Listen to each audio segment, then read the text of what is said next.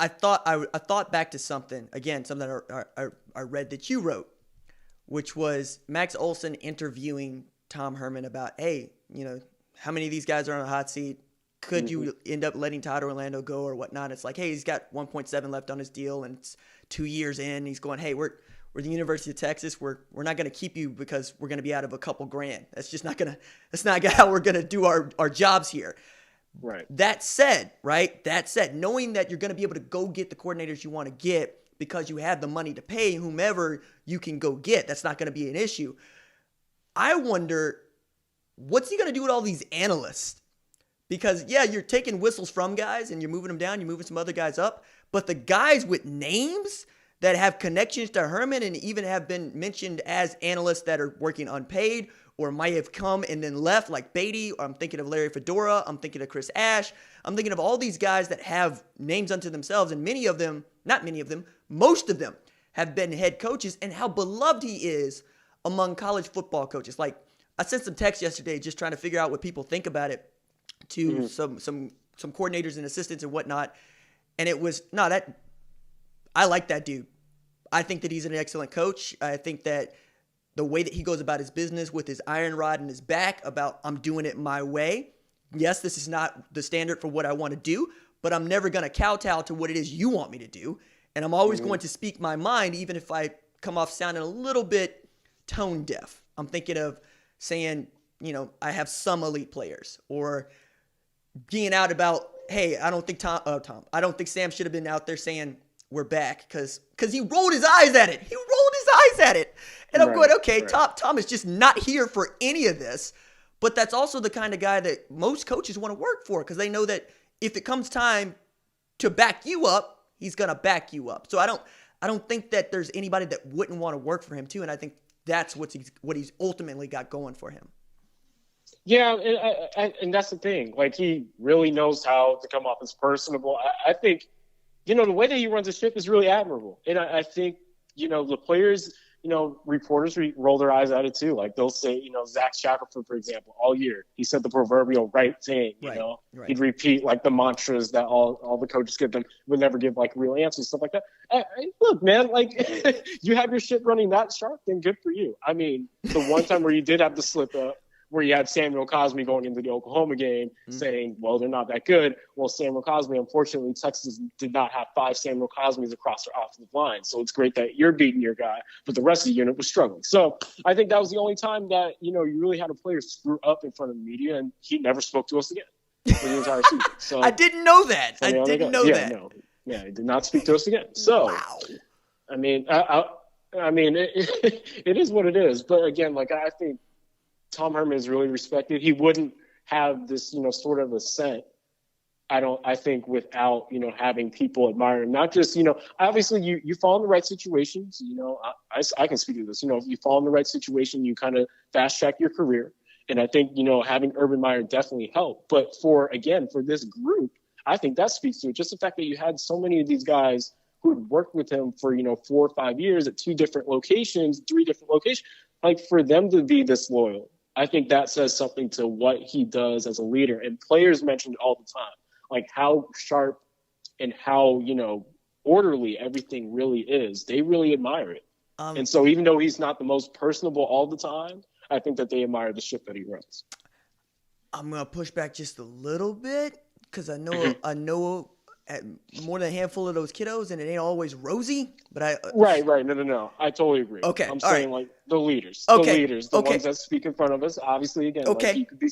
Well, I mean, like, Duvernay picked up a C in the middle of the season, so, like, there's that. I get that point, right? But no, I was just like, people were hot in November, especially after the Iowa State loss. Yeah. Yes. And because it comes after. Yeah. It's just that's the other thing. You're taking L's to people that you cannot afford to take L's to. You just can't. Oh, yeah. And be the University of Texas. You can't get embarrassed by Baylor. You can't get embarrassed by Texas Christian. You can't get beat by Iowa State. I mean, Oklahoma and LSU, everybody's going to let that slide. I mean, Texas fans going to take it hard because it's Oklahoma. But knowing that LSU is undefeated and is probably going to play in the college football playoff makes you feel just a little bit better, knowing that you put 38 up on that team. That said, you got to finish, man. And that, I wonder this, has anybody said anything about Yancey McKnight? Because the amount of kids that had injuries has me immediately go, okay, what's the strength coach doing? What's the programming? And I know that they're really, really tight. I know that.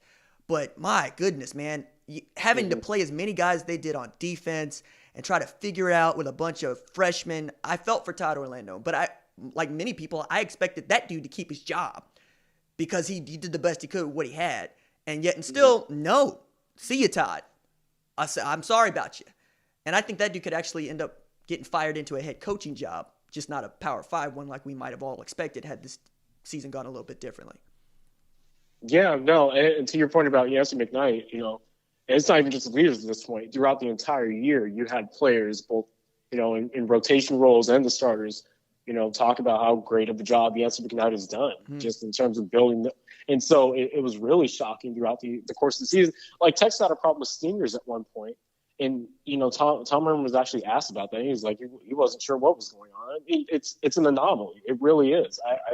I couldn't tell you what the, root of the players getting injured so often was. It just seemed to happen at Texas. But that being said, your point about Todd Orlando, like I was surprised too. I was surprised he was the first name to be listed. I thought, again, they didn't face the strongest units over the course of the final stretch of the year, where he's talking about TCU, Kansas State. They played Iowa State, but then he talked Baylor, and then even Texas Tech. Like, they slowed them down after the first quarter. So, I mean, again, like, to your point, it's really unfortunate because, again, they suffered in a ridiculous amount of injuries in their secondary. But that being said, I think there were little tweaks, like, for example, in the Texas Tech game. Granted, Texas Tech probably does not have the best offensive line in the conference, but, simple little tweak where you put the defensive lineman going from 4-eye tech to 5-eye, and they're rushing on the outside shoulder of offensive tackles. I mean, results in all 4 defensive linemen getting sacks for Texas. So, and literally their unit had struggled. That had been a big question Orlando faced routinely at press conference over and over again about why isn't your defensive line generating sacks or more quarterback pressures. It's because he relied so much on safeties and linebackers and, unique exotic blitzes that he was carving up. So, it at the end of the day, it is what it is. And you didn't see enough development from the players who were on the field. There were moments, certainly, absolutely. I totally agree, where you look at, like, linebacker unit, the cornerbacks, they definitely flashed. But at the same time, it was not consistent. Like, more often than not, you're going to remember when the quarterbacks got burned.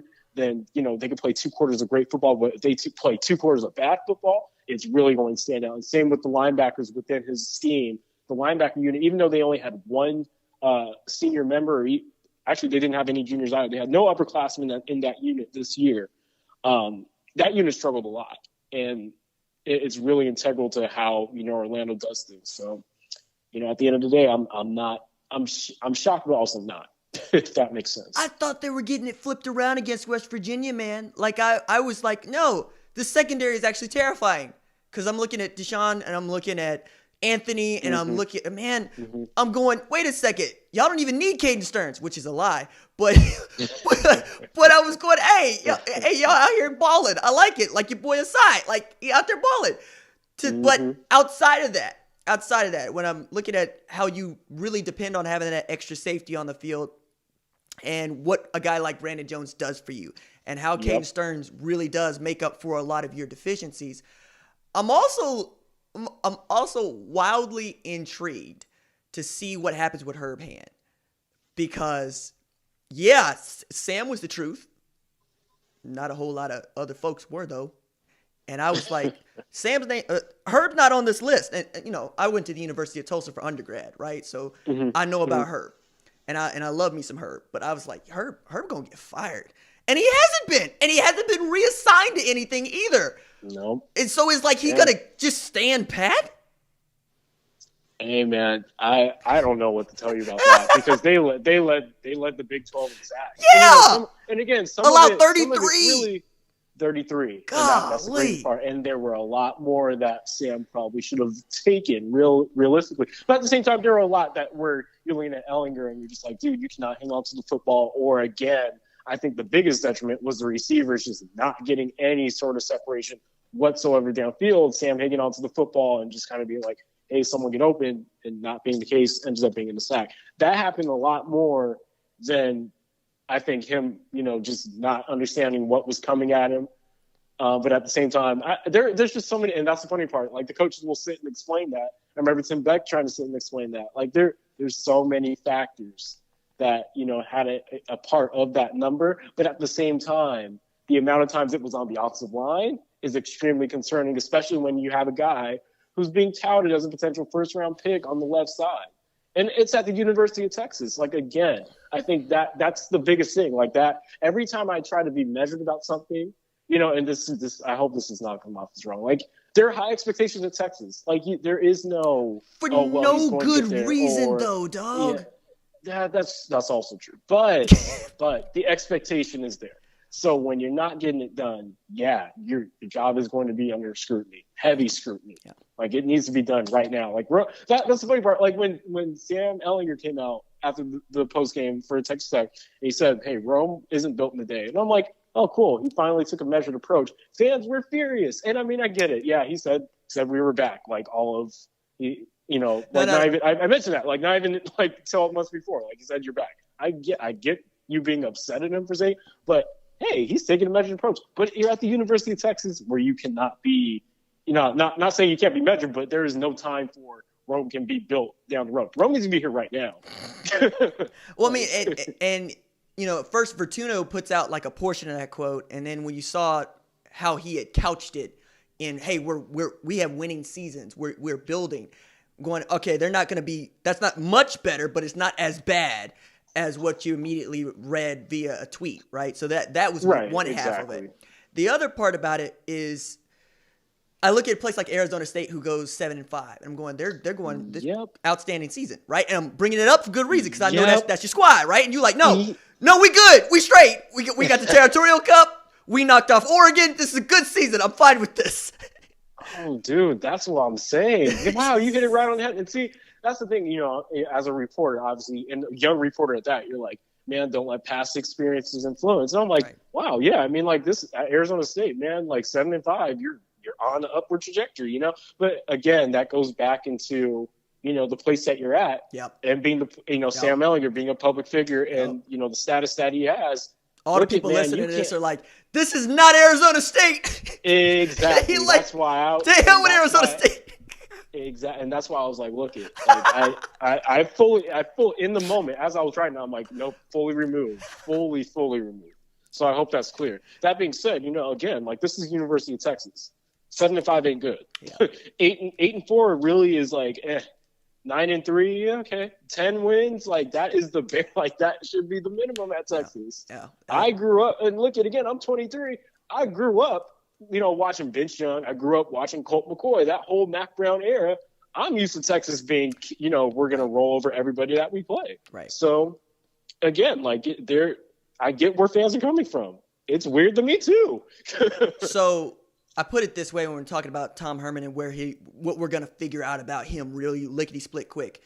Nick Saban hires Major Applewhite and Kevin Steele, I believe, as his first two coordinators at Bama. Right. Gets rid of one, the other goes to play coach running backs at Texas, brings in Jim McElwain and Kirby Smart, right? And basically continues to do all this stuff because it's just not where he needs it to be. And that's remarkable when you think about, one, turnover at Alabama in the coaching staff is just part of life. It's just what happens. Whereas, and they win championships. They've won 5 of the last 10, right? And this is going to be the first year that they haven't played in the playoff. Right. But that's also because Nick Saban is built for that. He's built to have it all on his shoulders, and he's built for looking people in the face and going, yeah, this ain't going to get it done. It's like, yo, coach, we averaged like 400 yards of offense. Did it get it done? Because we're standing here. We're talking in December, not preparing for the game that we want to be prepared for. Sorry, you got to go. Or the other part that I look at this with is who wants it and who doesn't. Because I got this long theory about the places in college football where college football matters and where it's nice, right? I'd say in Oklahoma, it matters. In Nebraska, it matters. At Texas, I'm not always sure that it does. Whereas a place like Houston says, we'll fire you for going 8-5, and then they do that noise. And that was the dude, as I just pointed out, who was a coordinator for Nick Saban at Bama. You know, and that's the favorite son of the state of Texas, let alone the Longhorns, and they fired him. Right. And but what is, Tom is trying to basically put down a marker right now, saying I'm not going to be the guy that held on to my guys and let my program continue to be mediocre. Because is there anything in life worse than just being mediocre? Nah, man, blow it up or go all out. Put the gas on the floor.